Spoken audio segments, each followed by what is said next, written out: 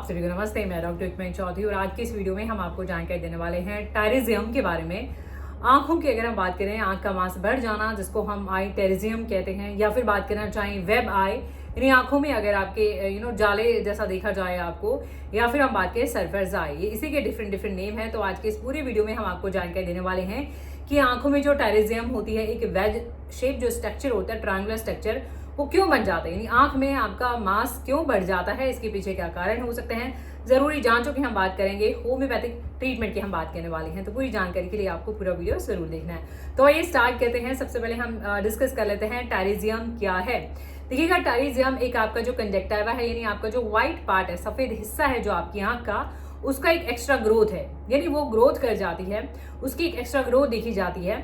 हो सकता है कि वो कम स्प्रेड कर जाए, या फिर हो सकता है वो इतना ज्यादा ग्रो कर जाए कि आपकी कॉर्निया को भी वो कवर कर सकते हैं, तो आपको दिखाई देने में प्रॉब्लम हो सकती है। ये हम लक्षणों में भी डिस्कस करने वाले हैं। तो हम बात करने वाले हैं कि ये जो टायरिज्म है, ये क्या, किस वजह से ये डेवलप होती है, यानी क्या कारण है, और रिस्क फैक्टर यानी कि इनमें ये प्रॉब्लम ज्यादा दिखी जाती है। देखिए, कारण की अगर हम कॉज की बात करें तो ज्यादातर ये यूवी रेज, यानी अगर आप बहुत ज्यादा देर तक अगर धूप में रहते हैं, आउटडोर एक्टिविटीज करते हैं, और सन हीट प्रोटेक्शन आपका डायरेक्टली कांटेक्ट रहता है फॉर लॉन्ग टाइम कॉन्टिन्यूस, अगर आप एक्सपोजर में आते हैं, one of the major cause माना जाता है यूवी रेज का। अल्ट्रावायलेट जो रेज देखी जाती हैं वो कहीं ना कहीं कॉज कर सकते हैं आपके टायरिज्म, यानी आपका मांस बढ़ सकता है। और अगर हम बात करना चाहें, एज फैक्टर देखा जाता है अबाउट 60, यानी जैसे जैसे एज होती है उसके साथ साथ भी इसके केसेस ज्यादा देखे जाते हैं। अगर आप ऐसे इन्वायरमेंट में रहते हैं, जैसे हम इक्वेटर की बात करें, तो यानी कि क्लाइमेट जो है बहुत हॉट है, ड्राई क्लाइमेट है, तो ऐसे केस में भी ये प्रॉब्लम आपको ज्यादा हो सकती है। थोड़ा विंडी है तो भी ये प्रॉब्लम। फैमिली हिस्ट्री में कई बार जेनेटिक देखी जाती है, कई बार विटामिन ए की कमी, यानी अगर विटामिन ए की डेफिशिएंसी है तो भी देखी जाती है, और कई बार ह्यूमन पैपिलोमा वायरस यानी एचपीवी के साथ भी इसका एसोसिएशन देखा जाता है। तो ये कुछ रिस्क फैक्टर्स हैं, कुछ कारण हैं जिसकी वजह से आपकी आंख का मांस, और सिम्टम्स की कि क्या लक्षण हो सकते हैं, कैसे आपको पता लग पाता है, और क्या इसके साथ साथ और देखिएगा आप, क्योंकि एक इसका अगर हम बात करना चाहें तो ये स्ट्रक्चर जो है ट्रायंगुलर शेप है, यानी एक ट्रायंगल शेप में ये एक वेज लाइक स्ट्रक्चर दिखाई देता है आपकी इनर कैंथाई, यानी आपके अंदरूनी आंख के हिस्से से लेके ये आपके आगे की तरफ आ सकता है, यानी आपका जो लेंस है आइरिस की अगर हम बात करना चाहें, जो कलर्ड पार्ट है, या कॉर्निया तक को भी ये कवर कर लेता है। इन सम केसेस अगर ये कॉर्निया को कवर कर लेता है तो सीरियस कंडीशन हो जाता है, जिसमें आपको दिखाई देने में यानी कि विजन प्रॉब्लम भी हो सकती है। कई बार डिप्लोपिया यानी डबल विजन हो सकता है, कई बार ब्लरिंग हो सकती है, धुंधला दिखाई देना। ज्यादा प्रॉब्लम होने की वजह से जो है पेन हो सकता है, आंखों में बर्निंग जलन हो सकती है, आपको ग्रिटी और इरिटेशन फील हो सकता है, सैंड लाइक फीलिंग, जैसे आंख में कुछ रेत है या कुछ फंसा हुआ है, ऐसा एक फीलिंग आपको देखा जा सकता है। और अगर हम बात करना चाहें तो पिंक भी इसमें, क्योंकि ये मास जैसा है, फ्लैश लाइक स्ट्रक्चर है, तो इसमें ब्लड वेसल्स भी होती हैं, तो थोड़ा पिंकिश अपीयरेंस देखी जाती है। यानी प्रॉब्लम्स है, बाकी डिपेंड करता है कि माइल्ड है कि मॉडरेट है कि सीवियर है, आपका कितना ज्यादा जो है ये ग्रो करा हुआ है, ये प्रॉब्लम कितना सीरियस है। वैसे सर्फर्स में ज्यादा देखा जाता है, जैसा कि हमने बताया, इसलिए इसको सर्फर आइज भी कहते हैं। वैसे नॉन कैंसरस है और नॉन इन्वेजिव है, कुछ ऐसा नहीं है, ग्रोथ करता है, लेकिन सराउंडिंग जो टिश्यूज हैं उनमें इसका प्रोग्रेशन नहीं देखा जाता है।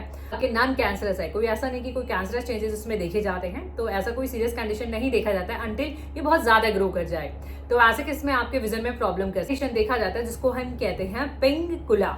पिंगिकुला एक और कंडीशन है जो कि इसके सिमिलर है, यानी अगर आपकी आंख में एक बम्प सा निकला हुआ है लेकिन वो येलोइश रहता है। अब दोनों में अंतर की हम बात करें तो दोनों में डिफरेंस क्या देखा जाता है। देखिए, दोनों में अंतर यह है कि पिंगिकुला जो है, पिंगिकुला बम्प रहता है, यानी उठा हुआ रहता है, जबकि टायरिज्म जो थोड़ा फैला हुआ रहता है, यानी ये ट्रायंगुलर शेप का होता है और स्प्रेड रहता है। पिंगिकुला की अगर हम बात करना चाहें, पिंगिकुला में प्रोटीन हो सकता है, और पिंगिकुला में कैरेटिन हो सकता है। पिंगिकुला ज्यादातर व्हाइटिश देखा जाता है अपीयरेंस में, जबकि अगर हम टेरिज्म की बात करें तो थोड़ा, क्योंकि ब्लड वेसल्स होने की वजह से टेरिज्म थोड़ा पिंकिश रहता है, रेडिश रहता है, और फ्लैश रहता है, फ्लैश लाइक स्ट्रक्चर रहता है टेरिज्म, जबकि पिंगिकुला नॉन फ्लैश। अब हम बात कर लेते हैं कि यहाँ पे कौन सी जांचें जरूरी होती है। देखिए, जांचों की अगर बात करें, आपके जो आई हेल्थ केयर प्रोवाइडर्स रहते हैं वो आई का फिजिकल एग्जामिनेशन करते हैं, तो बाय लुकिंग इवन इसका कंफर्मेशन हो जाता है। बट फिर भी एक टेस्ट होता है जिसको हम स्लिट लैम्प टेस्ट कहते हैं, जिसमें आई साइड आपकी आईज का अच्छे से व्यू कर लिया जाता है और थोड़ा आपका हिस्ट्री ले लिया जाता है। ट्रीटमेंट इन एलोपैथी, देखिए अगर हम एलोपैथी ट्रीटमेंट की बात करना चाहें तो अगेन ये इस बात पे डिपेंड करेगा कि आपका केस माइल्ड है, मॉडरेट है या फिर सीवियर है, यानी आपका ये जो मास बढ़ा हुआ है वो कितना ज्यादा बढ़ा हुआ है, कम है। अगर कम रहता है माइल्ड और मॉडरेट केसेस में आपको ट्रीटमेंट जो प्रोवाइड करे जाते हैं तो आई क्रीम्स या फिर आई ऑइंटमेंट, आई ड्रॉप्स आपको दिए जाते हैं। कुछ केसेस में शॉर्ट टाइम के लिए, कुछ टाइम के लिए आपको स्टेरॉइडल आई क्रीम्स या ऑइंटमेंट दिए जा सकते हैं कुछ टाइम के लिए। अगर हम बात करना चाहें बहुत ही ज्यादा अगर ये हो गया है तो आपका सर्जिकल रिमूवल किया जाता है, यानी टिश्यू को रिमूव कर लिया जाता है। जो एक्स्ट्रा ग्रोथ होती है उसको एनेस्थीसिया देके आपको इसको रिमूव कर लिया जाता है और जो एक होल होता है उसको ग्राफ्टिंग के थ्रू फिल कर दिया जाता है। बेस्ट इफेक्टिव होम्योपैथी मेडिसिन टायरिजियम के केसेस में, यानी अगर आपकी आंख का मांस बढ़ जाता है तो होम्योपैथी में क्या क्या अप्रोच है। तो homeopathy is all about your symptom, कि क्या आपके सिम्टम है और क्या केस हिस्ट्री है, आपका इंडिविजुअल कैसा केस है, ये बहुत इंपॉर्टेंट रहेगा। अगर आप यूट्यूब पे देख रहे हैं तो इन सभी दवाओं के लिंक आपको नीचे डिस्क्रिप्शन बॉक्स में मिल जाएंगे।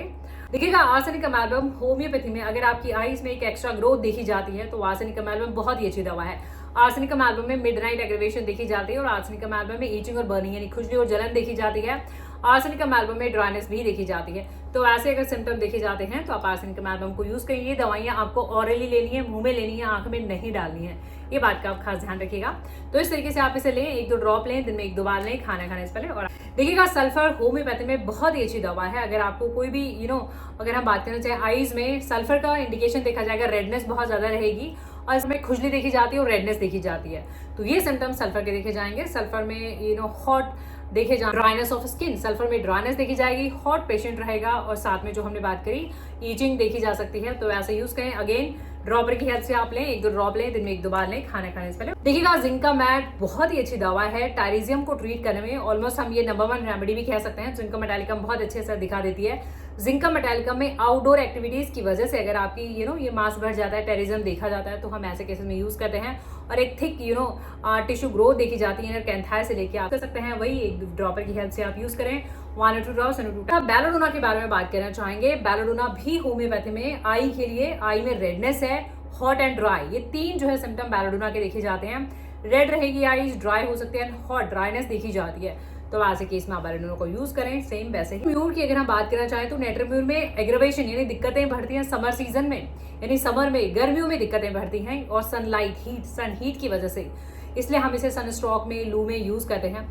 तो नेट्रोम्यूर आपको यूज करना रहेगा जब आपके स्कैल्प में डेंड्रफ हो, आपका फेस ऑयली स्किन देखा जाए, ये सारे सिम्टम देखे जाते हैं। बर्निंग भी देखा जाएगा साथ में, है ना, रेडनेस के साथ साथ बर्निंग देखा जाएगा, तो वही ड्रॉपर की हेल्प से आपको यूज करना रहेगा 1-2 ड्रॉप दिन में। अर्जेंटम नाइट्रिकम अगेन एक बहुत ही अच्छी रेमेडी है। अर्जेंटम नाइट्रिकम हम यूज करते हैं पिंक आई में, यानी ये जो आपको टेरिज्म देखा जाता है ना, ब्लड वेसल्स की पिंक, ये जो देखा जाता है ऐसे केस में। देखिएगा यूफ्रेशिया तो वैसे ही आंखों के लिए एक बहुत ही अच्छी दवा मानी जाती है। यूफ्रेशिया के आई ड्रॉप्स भी आते हैं। यूफ्रेशिया में एक जो फीलिंग देखी जाती है ना, ग्रिटी फीलिंग, सैंडलाइट फीलिंग, ये फीलिंग देखी जाती है, सेंसेशन होता है कि आंख में कुछ धस गया है, सैंड, हेयर या फिर ग्रिटी फीलिंग देखी जाती है। तो ऐसे केस में आप यूफ्रेशिया को यूज करें। यूफ्रेशिया में दोनों देखा जाएगा, ड्राइनेस भी हो सकती है, आंख सूखी भी हो सकती है और वाटरी आई भी हो सकते हैं, आंख से लगातार पानी भी गिर सकता है। नक्स मॉस्काटा बहुत ही अच्छी दवा है। अगर हम बात करें आईज के टेरिजियम को ट्रीट करने में, नक्स मॉस्काटा में ओवरऑल ड्राइनेस देखी जाती है। नक्स मॉस्काटा में आई का ड्राइनेस भी देखा जाता है, बहुत ज्यादा ग्रोथ देखी जाती है टेरिजियम की, यानी आपकी इनर कैंथाई से लेकर अगर वो कॉर्निया को भी कवर कर लेती है, तो ऐसे केस में हम यूज करते हैं नक्स मॉस्काटा। ड्रॉप आता है होम्योपैथी में यूफ्रेशिया जो मैंने बात करी है, या एक डॉक्टर एक्वे का भी आता है R78 ड्रॉप, आप चाहें तो वो भी यूज कर सकते हैं। सो आई होप ये वीडियोस आपकी हेल्प कर सके और इन वीडियो से आपकी हेल्प होती है तो प्लीज आप इन्हें लाइक करें, शेयर करें, चैनल पर नए तो चैनल को सब्सक्राइब जरूर करें और बेल आइकन जरूर प्रेस करें नोटिफिकेशन रिसीव करने के लिए।